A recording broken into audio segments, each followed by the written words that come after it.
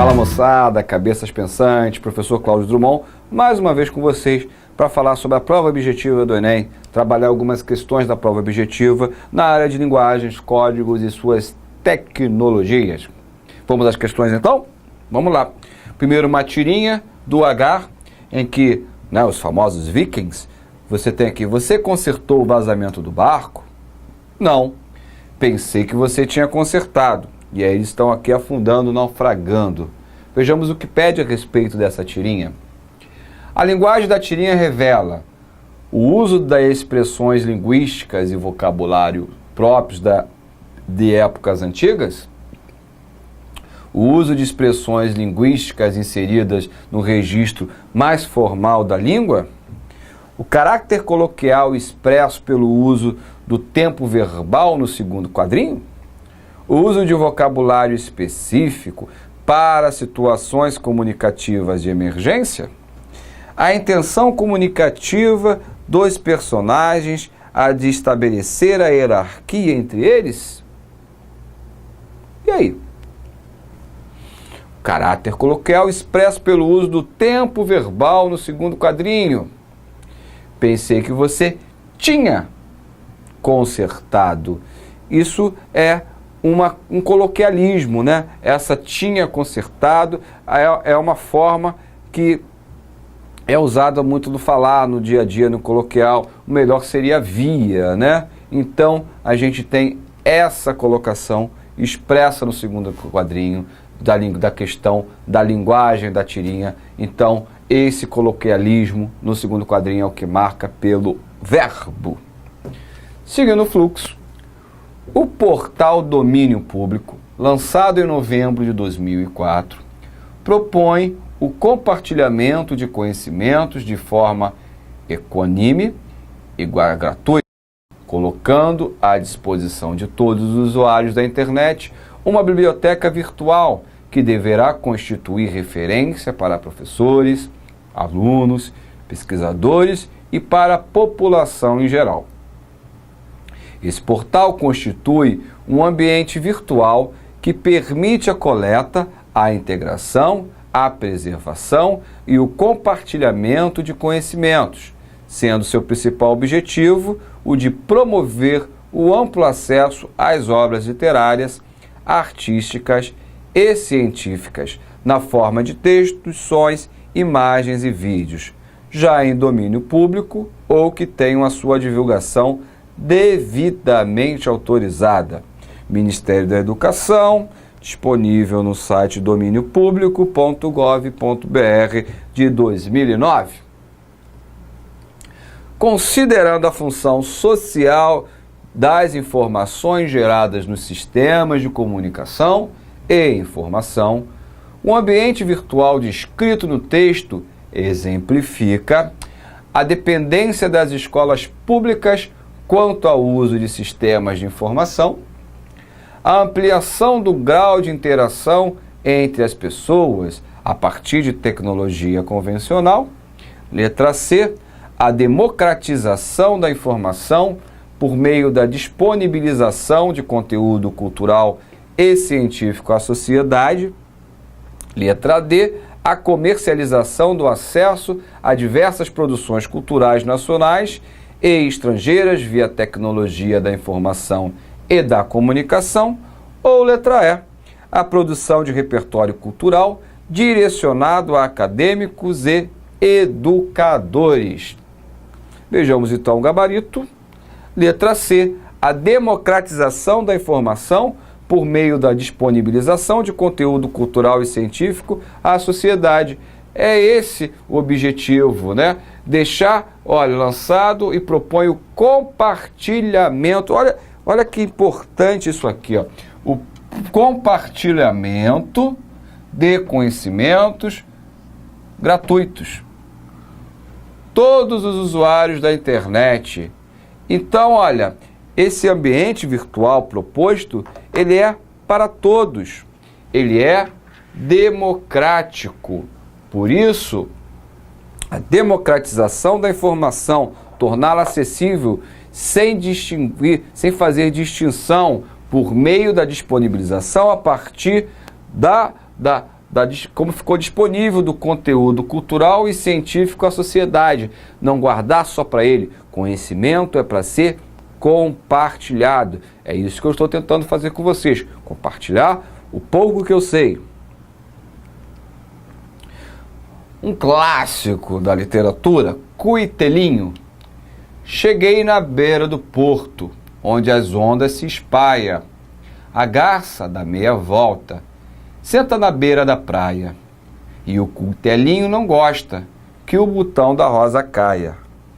Quando eu vim da minha terra, despedi da parentaia.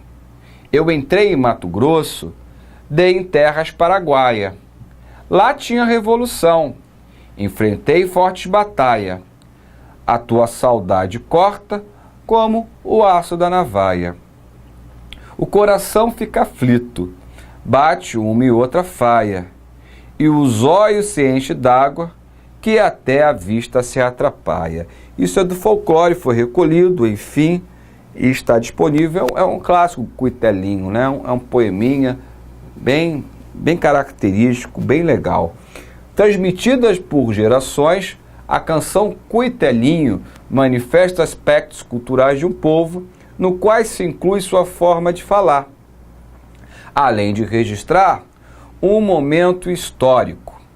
Depreende-se disso que a importância em preservar a produção cultural de uma nação consiste no fato de que produções como a canção Cuitelinho evidenciam a recriação da realidade brasileira de forma ficcional, criação neológica na língua portuguesa, ou seja, criar novas palavras, formação da identidade nacional por meio da tradição oral, incorreção da língua portuguesa que é falada por pessoas do interior do Brasil, ou a padronização de palavras que variam regionalmente, mas possuem um mesmo significado.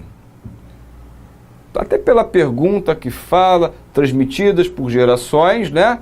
A gente tem a assertativa como ser a formação da identidade nacional por meio da tradição oral. Fala mesmo dessa questão da tradição. Então, por isso, essa tradição oral que vai passando de geração pela geração, trazendo uma identidade nacional. Então, é isso que esse texto, essa tradição oral, ela é transmitida. Seguindo o fluxo, essa pintura, né? A feição deles é serem pardos, maneira de avermelhados, de bons rostos e bons narizes, bem feitos, andam nus, sem nenhuma cobertura, nem estimam nenhuma coisa a cobrir, nem mostrar suas vergonhas, e estão acerca disso com tanta inocência como tem em mostrar o rosto. Mais uma vez, um texto de carta de Pero Vaz de Caminha, está no domíniopublico.gov.br, foi acessado em 12 de agosto de 2009. Nós já deparamos com algumas questões relativas à carta de Pero Vaz de Caminha. Então, é reincidente as questões relativas a esse texto.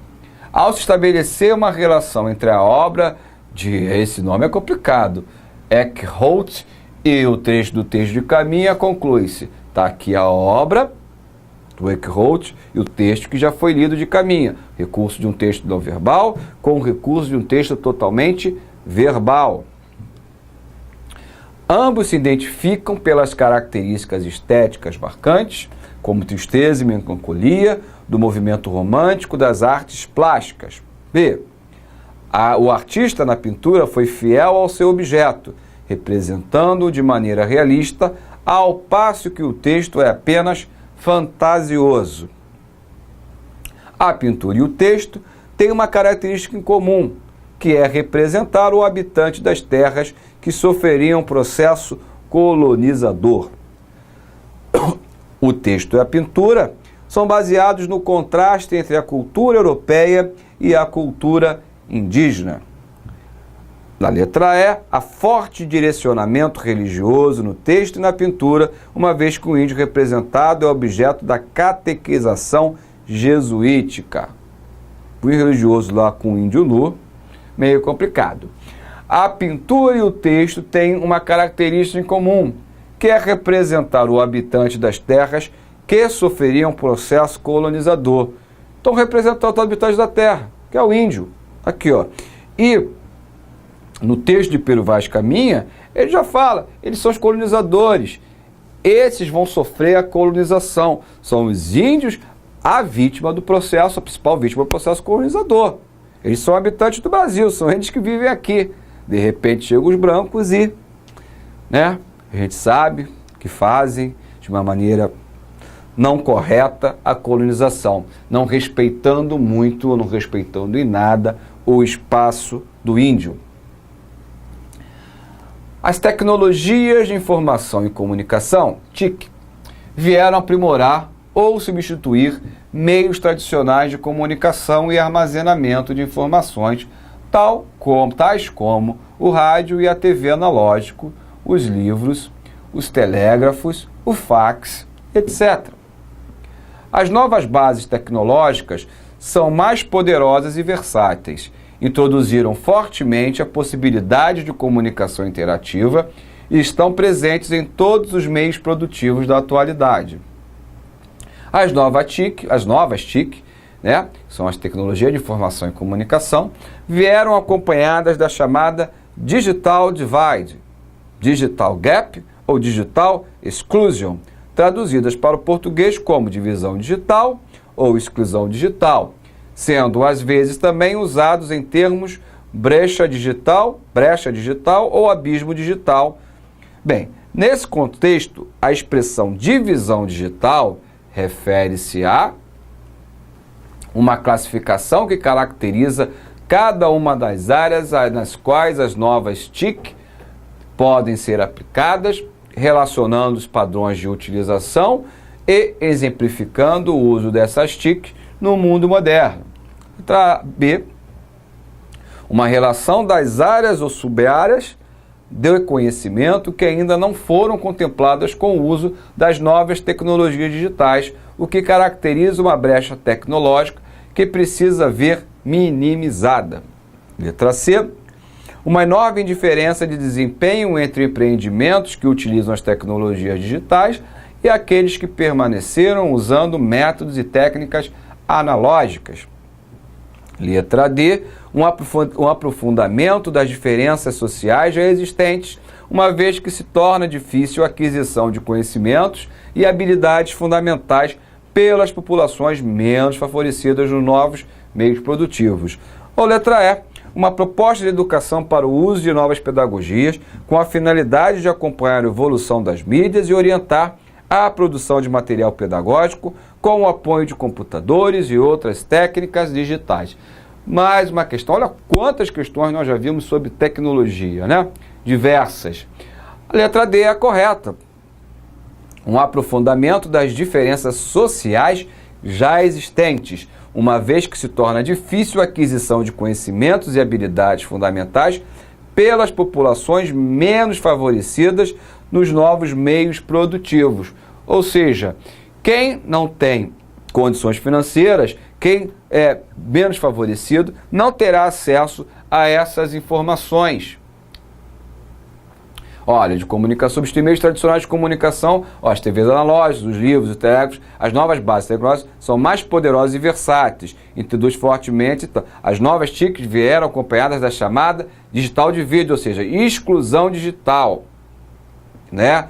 Brecha digital ou abismo digital. Também existe o chamado, não está ali nesse contexto, mas a gente pode dizer do analfabetismo analfabetismo digital. São excluídos, né? É isso que torna aprofundamento das diferenças sociais já existentes. Eu tenho essa imagem aqui, observem bem, dei um pause aí na apresentação, vejam com calma, porque teremos duas questões relacionadas a essa imagem. Você sabia que as metrópoles são as grandes produtoras dos produtos feitos com recursos naturais da Amazônia? Você pode diminuir os impactos à floresta adquirindo produtos com selos de certificação. Eles são encontrados em itens que vão desde lápis a embalagem de papelão, até móveis, cosméticos e materiais de construção. Para receber os selos, esses produtos devem ser fabricados sob 10 princípios éticos, entre eles o respeito à legislação ambiental e aos direitos de povos indígenas e populações que vivem em nossas matas nativas. Vamos voltar lá à imagem, olha os selos aqui, correto? Certificando o produto, Vida Simples, edição 74, dezembro de 2008. O texto e a imagem têm por finalidade induzir o leitor a uma mudança de comportamento a partir do ou da. Letra A. Consumo de produtos naturais provindos da Amazônia. B. Cuidado na hora de comprar produtos alimentícios. C. Verificação da existência do selo de padronização de produtos industriais. D. Certificação de que o produto foi fabricado de acordo com os princípios éticos. Ou é verificação da garantia de tratamento dos recursos naturais utilizados em cada produto. Ficou fácil, falou tanto em questão de certificar, em selos de qualidade, em selos de denominação, de origem, então a certificação de que o produto foi fabricado de acordo com os princípios éticos. Eu disse que tinham duas questões, falha minha, era apenas uma questão sobre texto. Na verdade, vinha o texto não verbal, que era a imagem, e o texto verbal. Nisso que eu me enrolei. Vamos então à próxima questão.